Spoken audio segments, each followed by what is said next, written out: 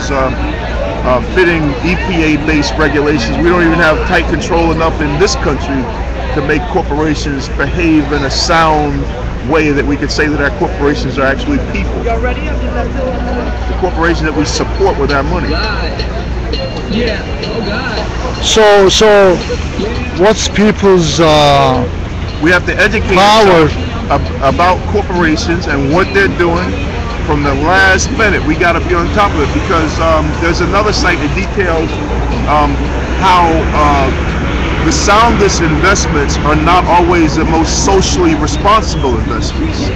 Like investments in drugs, the global drug trade, that has a huge human waste toll, but it has a huge profit margin. So it's the opposite thing. It's bad. It's extremely bad for the communities of the world, but it's extremely good for the bottom line of the capital markets.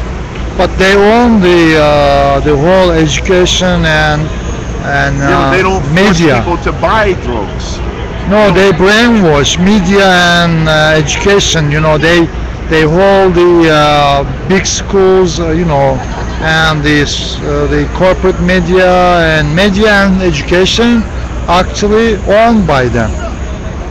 Yeah, even so, we have to make conscientious choices as individuals and as small groups of people that get together to try to affect social change.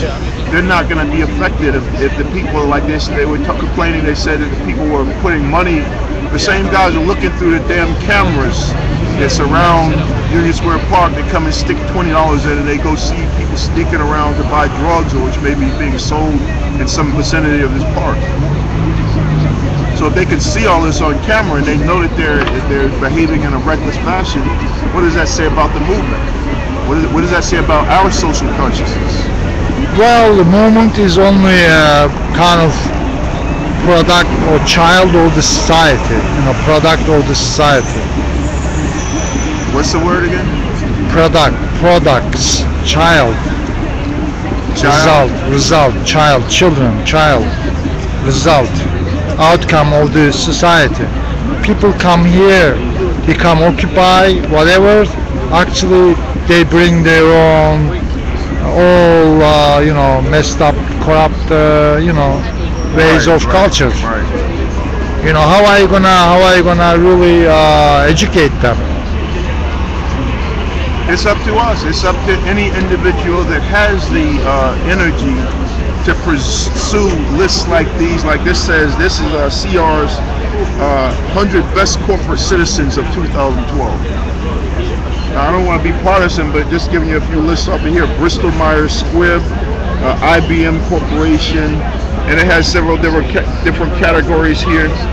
Intel is on here, Microsoft, Johnson Controls, Campbell's Soup Company, Nike. You know, just a few of the companies on this list of 100, and it gives them different marks in environmental, climate change, human rights, employee relations, corporate governance, and philanthropy and finances. So it'll tell you a little bit about, in other words, if you go to buy a product and you see, like for instance, let me find a gas company maybe on here. I'm going to find like an oil or gas company on here that may be doing better than Chevron, or here's DuPont Chemicals. Oh, this has Dow Chemical Company on it. See, it's already fucked up. This has Chevron on it too. So Chevron and Dow, the bad guys are already in the good guys list. Yeah. So it's all messed up. Be careful. Yeah, true. I don't see any companies on here. Occidental Petroleum Corporation. I don't really. Yeah, I wouldn't believe it, because I wouldn't really support any company. You know, if they belong to a few guys, greedy guys, I don't trust them. They have to belong to the workers and consumers and everybody. Everybody's you know, social ownership. Then I trust them. I don't know if I can say that because, I mean, you know, the public hasn't been good as a consumer, so how are they going to be good as an owner? The public is partially responsible for these corporations. We remember these corporations from the 1950s when they had some little guy working in the back of a Chevron gas station, and he'd just be sitting in the window with his fist on his hip and just waiting for a person to drive by in an old Ford or General Motors car or something. You know, these places were they took a lot of time and energy to get these little fledgling businesses up to the mega transnational corporations they are today. I mean, you know, even Coca-Cola, it was very small, you know. You mean like today's consumers don't care? Whole Foods belong to Monsanto, and whole Monsanto controls 80% American food industry. Those people don't care and they support them by shopping right there like crazy, right? I don't know, is that true? I don't think that Monsanto doesn't own Whole Foods over there. I heard that. I didn't check it. I didn't check it, but I heard it many times. I wish I Google it and check it, read about it. I heard it many times here though, but I said here didn't mean I check it on the Google and stuff. Right. What we have to really do is we have to draw a timeline. We have to take the entire stock market from the beginning, like 1,000 companies maybe. Would you really trust those same consumers who don't care what's going on? Let's say Chevron or bad businesses, they go by. Do you really think when they own the social ownership, when everybody owns these companies, the same people who don't care about same shit, do you think they're gonna change when they own them? Do you think that people will change when the corporations wrong the people? Yeah, hundreds, thousands of millions of people shop in those bad companies, right? Yeah. And then imagine they own those companies, same people. Imagine there's another imagine there's a new world where everybody owns everything, like social ownership. How could that be possible? No, imagination only. I can't even imagine that. Well, I can. How could everybody own anything? Yeah.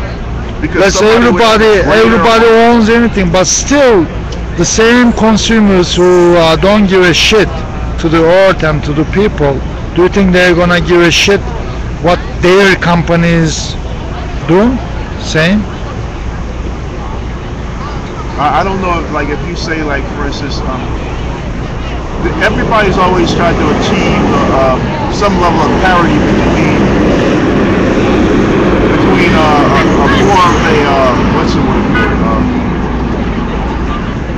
more of a singular form of an ownership and a pluralistic form of an ownership. You know, like a large number of people or a larger number of people would have a greater number of control over a corporation or company, or a lesser number of people. That's always been experimented with, and they're a certain amount of influence over given areas. That's especially true in New York with the business improvement districts, where a bunch of, actually the authority for security and sanitation and cleanliness was actually delegated, I think it was sometime in the early Koch years, to local business enterprise groups. Like the stores you see around you are actually locally responsible for this, like for instance Union Square Park. Now the park is a public draw. People honestly believe this is a public park. But just like anything in New York, like the library system, the park system and the library system is really funded through donations from the people who are earning the money and making the wheels go around. So people have been acculturated to believe that it's a public park. But even things like the military are becoming less and less like what we consider like public, according to the old scheme of taxation, where everybody was sort of included in the production mechanism, and then everybody paid a portion of their income to taxation, and then through that amassment of treasury money, they finance the government, and I would say specifically the military. Nowadays, the interests have decided to reduce the amount of actual labor that goes into it. And so now you have people who are controlling the military with just huge sums of money. So if smaller numbers of people, or groups of people, can control larger amounts of influential items or components of the American government, that's the situation we're in now. And it leaves less input from the traditional broad base of the lower labor classes of people, you know, like semi-skilled labor and even unskilled labor, which used to be included in the labor force, you know, and contributed towards. No, this ownership, minority ownership. I mean, a few owned by a few, right? A few people owns huge businesses. Almost all businesses. Yeah, but see that even in the other case scenario, like with the library system in New York City or with the park system, you know, what we're not understanding is it's not really a public park in the way that we're looking at it. Like if you say, like Whole Foods is a public company because any member of the public has access to go into Whole Foods, the property. Yes. It's available and open to the public, but in all reality, it's a private corporation. So at any point, they can actually close their doors and say, we want to keep this food that we have in here for our family or for our associates. You know, but that's not the nature of the setup yet. You know, but we can't discount that such a possibility could occur. Same thing with the parks. The parks, you know, they're funded. I mean, there may be some state or city regulation that precludes or stops them from doing that in advance. But in all reality, there's no money in the treasury for this kind of thing. You have to go to private citizens and basically solicit donations or businesses around the place and put it into the hands of the businesses to take care of the areas.